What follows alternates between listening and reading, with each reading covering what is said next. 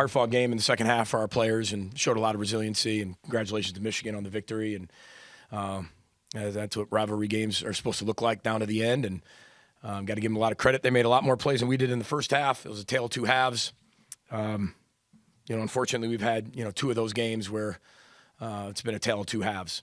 We haven't played 60 total minutes of really elite football yet, which gives us hope and excitement as we keep going forward.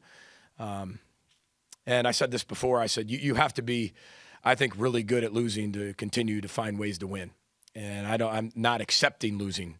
What I'm saying that is you have to understand when you do lose, you're going to learn the most. And our players, I can't give them enough credit for how hard they played in the second half, the resiliency they showed, because that's going to stay with them through life.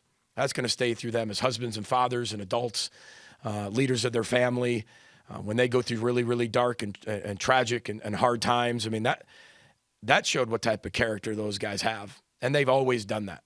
And that's what I admired about them. I told them after the game how proud of them I was, and our staff, how proud of the staff I was.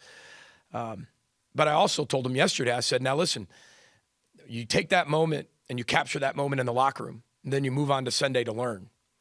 And I said, sometimes when you get to that point, we're over moral victories. I think you can all understand that about me, that there are no moral victories. And when you are getting told, like, man, that was such a great fight. Oh, that was so amazing from the external, right? Which is fine. You can have that in the moment. But then after that can be just as much rat poisoning as winning that game, and being patted on the back of great job. We needed to be able to learn from Saturday, yesterday, and be able to move on. And I thought our guys did an unbelievable job of that. I think they've handled everything with class and played their hearts out, and I couldn't be more proud of them for that. At the end of the day, winning's the objective, and we didn't do that. Simple.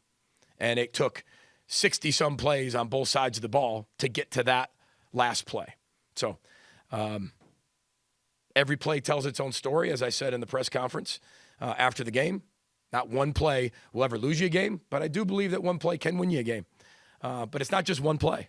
So, I mean, that's why every play tells its own individual story. So we've got to be better in those things. We did not win 78%, and that's the story of the game. We were -1 in the takeaway battle. We didn't win the tackling, or -1 in the turnover battle. Didn't win the tackling battle. And the explosive plays were pretty close in the run and pass. We had a fumble that turned into 7 points for them. We had a block punt, which turned in for 7 points for them. We had a missed field goal. Now, they had some errors too. You listen to Coach Moore, and he's talking about how bad they played, right? I mean, so there's two sides of that. You look at the Georgia-Alabama game. Georgia's down 30-7 at halftime. Who would have thought that? Like, it's college football. Jim Tressel told me a long time ago, as I said, why do you coach college football? He goes, you never know what's going to happen. And that's exactly the way he said it and walked away. And the ball's not round. It's, so we did some unbelievable things in that game. In the return game with Coy Parrish, had an unbelievable punt return and shows how explosive he can be. We executed a bonsai perfectly at the very end of the first half, and that's exactly how that drive should have been and ended. You don't have enough time to technically get that snap off. You can't clock it because it's under 3 seconds. And we practiced that play once a day, every day for the last 12 years, and I've used it twice. That's situational football. When you look at situational football, T2, end of half, end of game, bonsai situations, I think our team's been really strong in situational football, of things that might be overlooked. But they've done an unbelievable job of winning a lot of the situational football. Other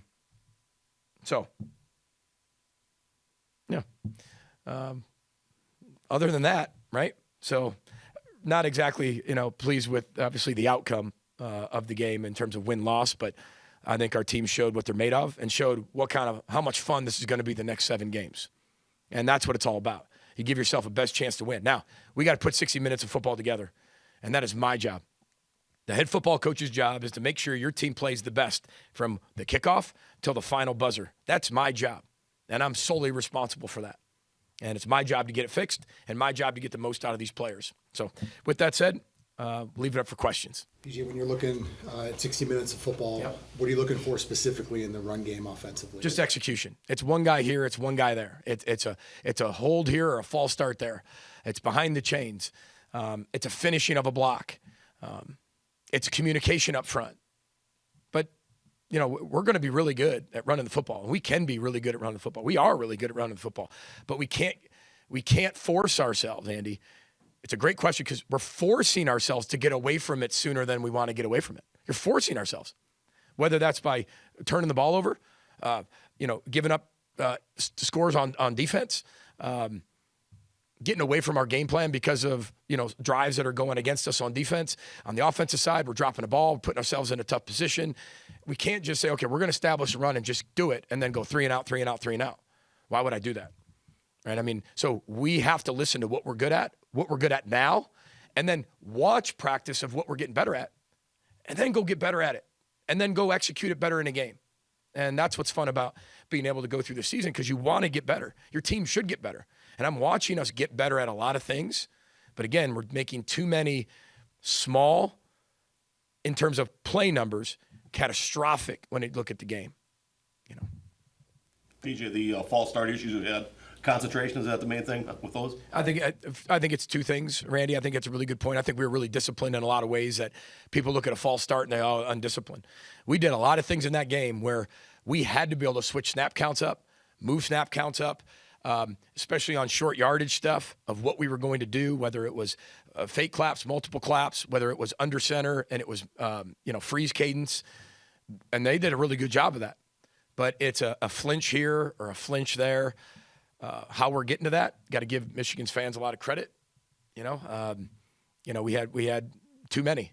And again, I think when you look at the amount of penalties we have, we're used to being the least penalized team in the country. So when you start comparing yourself to yourself, anything below number one in the country, it's disappointing, because that's how we play football. Now there's people that have 17, 16 penalties a game.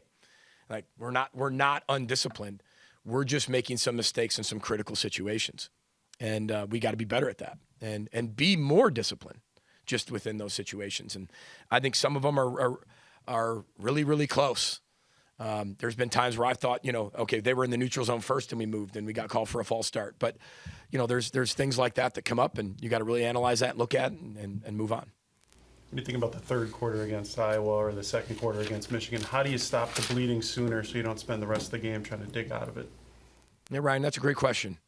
And if I had the exact answer for that, I would have stopped the bleeding of the first artery that was pouring open, because those are the things that make you bleed out quick. And now the whole game plan changes. And I'm using an analogy, right? Because you started with the blood analogy, so I just went from there. I don't want to make sure everybody thinks it's like that. So it comes down to why. And remember, Sundays, whether we win or lose, it comes down to why did that happen? Every play. Our job as coaches is to critique every single play and look for ways for us to improve that particular call, play, situation.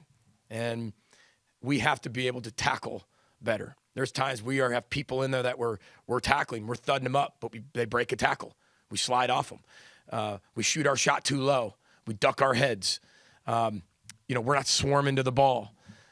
We get our eyes somewhere else, and we're a half step too late to the gap.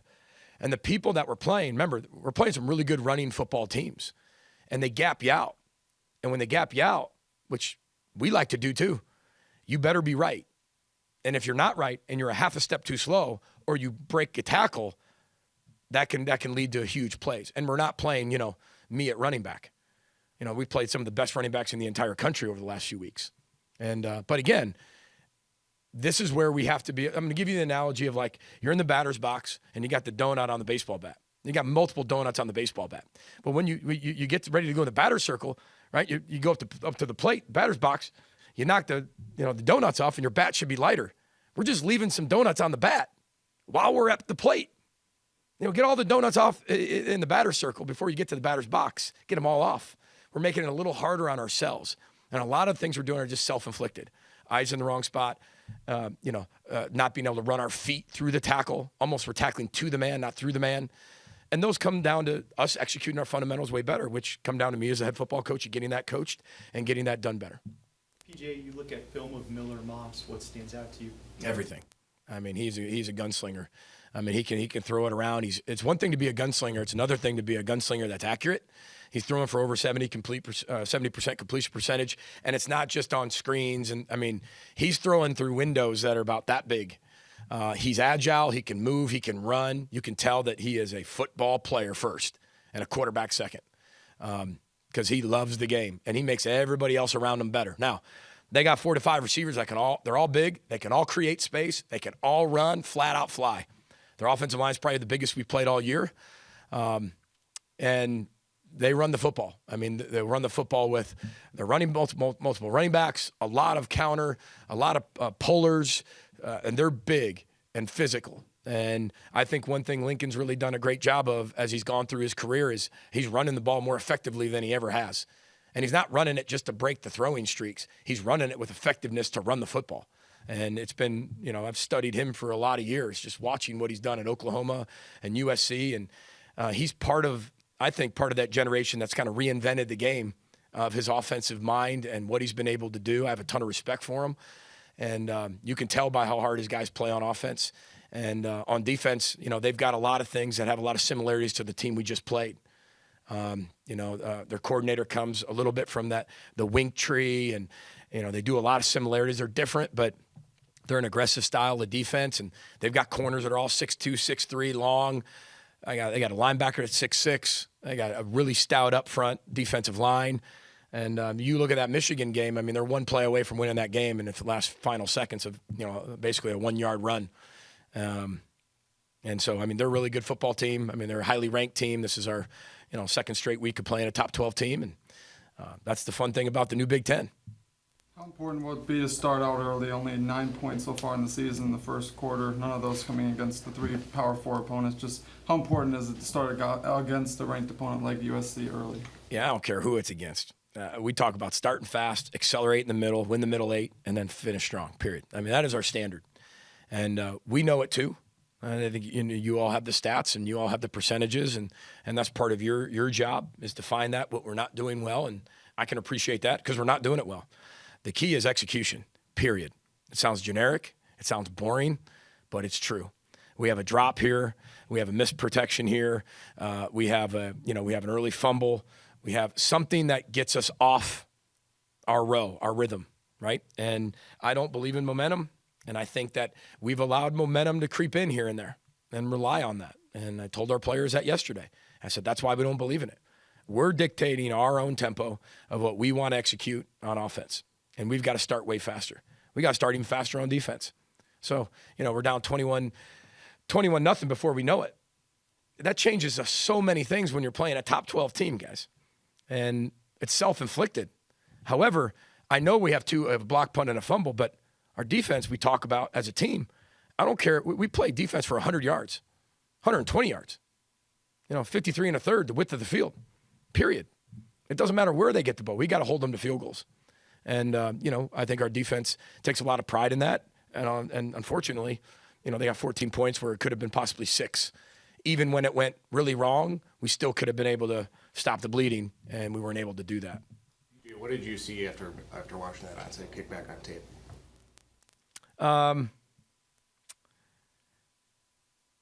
Yeah, okay, so here's what I'll say about that.